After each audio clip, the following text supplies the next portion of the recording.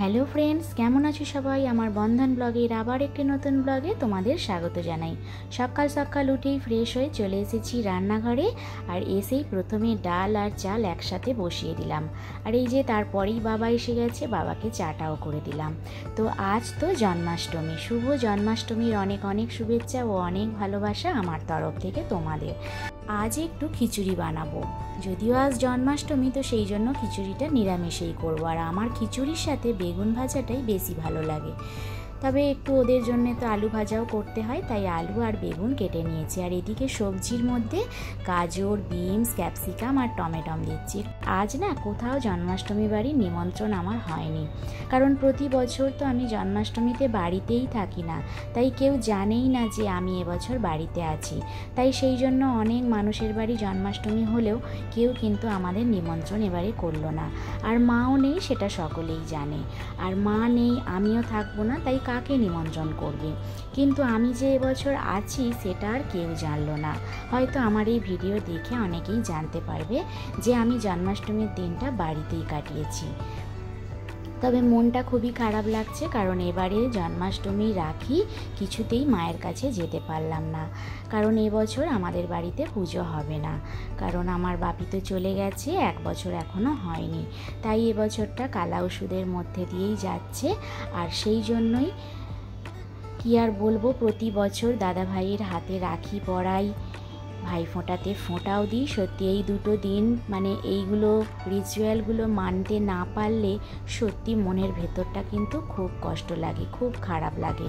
হয়তো কোনো কারণবশত অনেক অনেক বছর হয়তো যেতে পারিনি, কিন্তু সেগুলোর দিনগুলো যেমন খারাপ লাগে, আর আজকের দিনটাও কিন্তু খুব খারাপ লাগছে।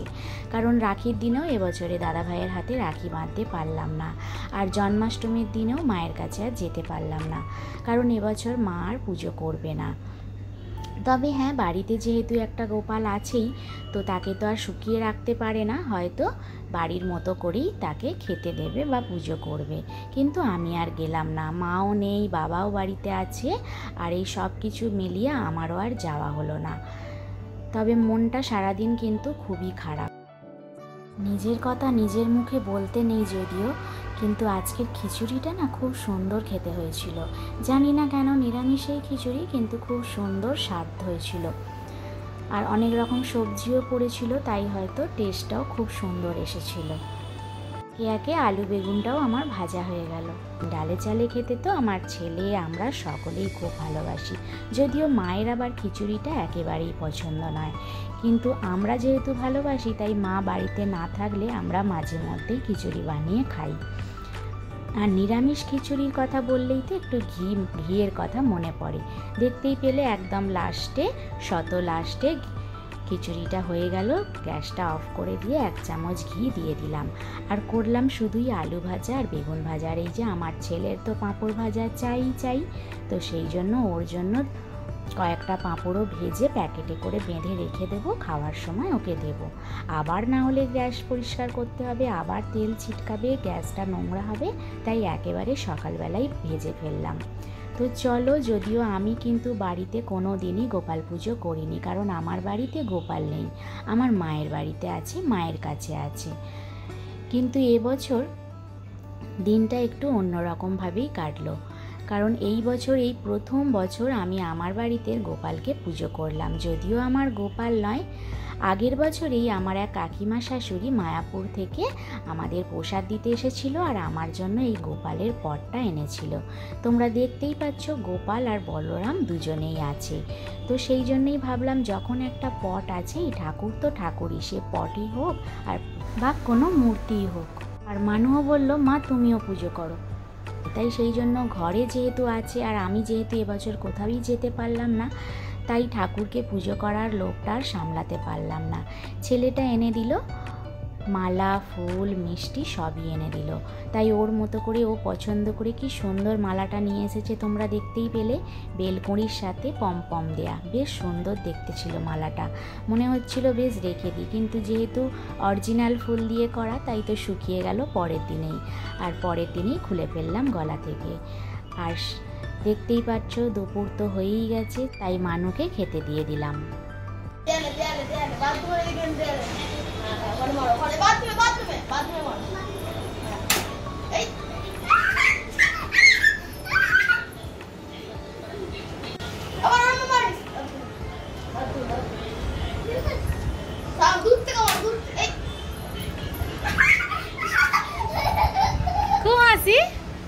ভালো লেগেছে, খুব ভালো লেগেছে না?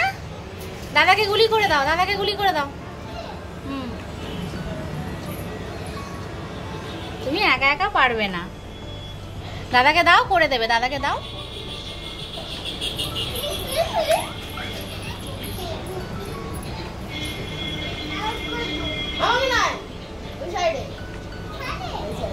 দেওয়ালে মারো, দেওয়ালে, হ্যাঁ বাথরুমে মারো, হ্যাঁ মারো।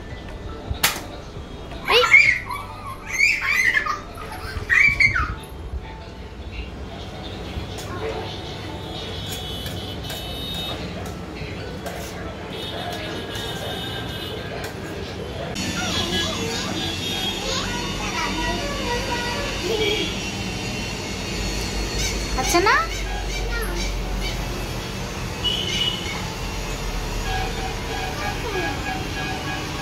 পাচ্ছ না দিতে?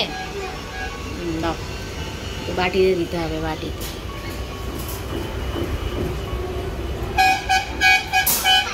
পাখি খা।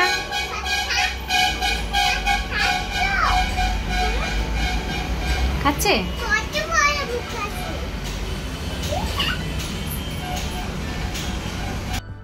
দাদার সাথে খেলা হলো, বন্দুক নিয়ে পাখিকে খেতে দেওয়া হলো। এই যে এবার অদ্রি যে একদম টায়ার্ড হয়ে পড়েছে, দেখতেই পারছো শুয়ে শুয়ে আমাদের সোফাতে ছোটা ভীম দেখছি।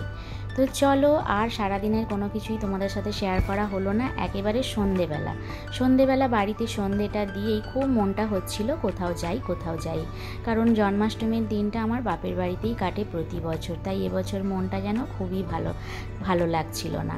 তাই বাড়ির সামনেই, মানে আমার ফ্ল্যাটের অপোজিটেই তো তোমরা সবসময় আমার ভিডিওতে দেখো একটা মন্দির দেখতে পাও, তো সেই মন্দিরটাতেই আজ এলাম তোমাদের নিয়ে। তো চলো দেখো কি সুন্দর একটা বিরাট বড় এখানে গোপাল আছে। তো আজ যেহেতু জন্মাষ্টমী, গোপালের সেবা তো এখানে হবেও, তো সেই জন্যই ভাবলাম বাড়ির সামনেই যখন আছে তাই চলেই যাই সেখানে দেখতে একটু। কিন্তু পুজোটা দেখতে পেলাম না, পুজোটা হয়তো আগে হয়েই গেছে, কারণ আজ যেহেতু জন্মাষ্টমী মানে সারাটা দিনই আছে, তো সেই জন্য কখন যে পুজো হয়ে গেছে সেটা আমরা জানতে পারিনি, আর জানতে পারলেও হয়তো সেই সময় মতো আসতে পারতাম না। তাই সেখানে মহাপ্রভু, গোপাল তোমাদের তো সবটাই দেখালাম, আবার পাশে ছিল একটা শিবলিঙ্গ।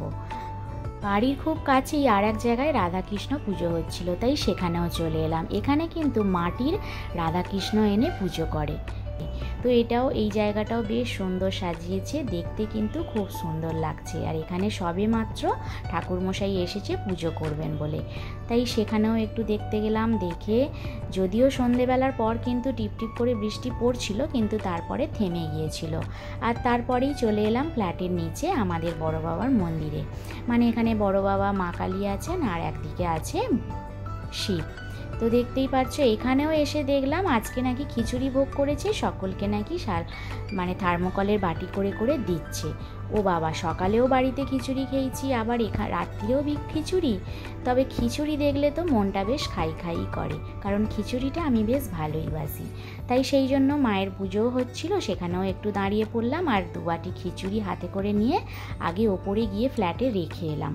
তারপর চলে এলাম আমার বাড়ির খুব কাছেই একটা মলে, ক্রিমবেরিতে।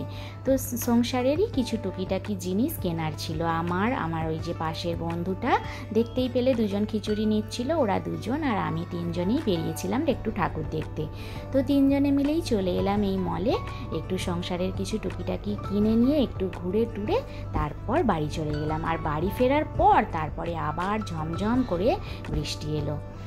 তো চলো, দেখতেই পাচ্ছ 15ই আগস্টের জন্য হয়তো বেলুনগুলো দিয়ে সাজানো আছে, কিন্তু দেখতে বেশ ভালোই লাগছে। আগে এই ক্রিমবেরি মলটা বেশ একটু ছোট ছিল, এখন কিন্তু অনেকটা বাড়িয়েও দিয়েছে আর বেশ বড় সড়ো করে করেছে, আর দেখতেও বেশ ভালো লাগছে, আর অনেক জিনিস আছে। তো সংসারের নানা রকম জিনিস এখানে আমি পেয়ে যাই। তো চলো, আজকের ভিডিও তোমাদের কেমন লাগলো অবশ্যই কমেন্টে জানিও। তোমরা সবাই খুব ভালো থেকো, দেখা হচ্ছে পরের ব্লগে। টাটা।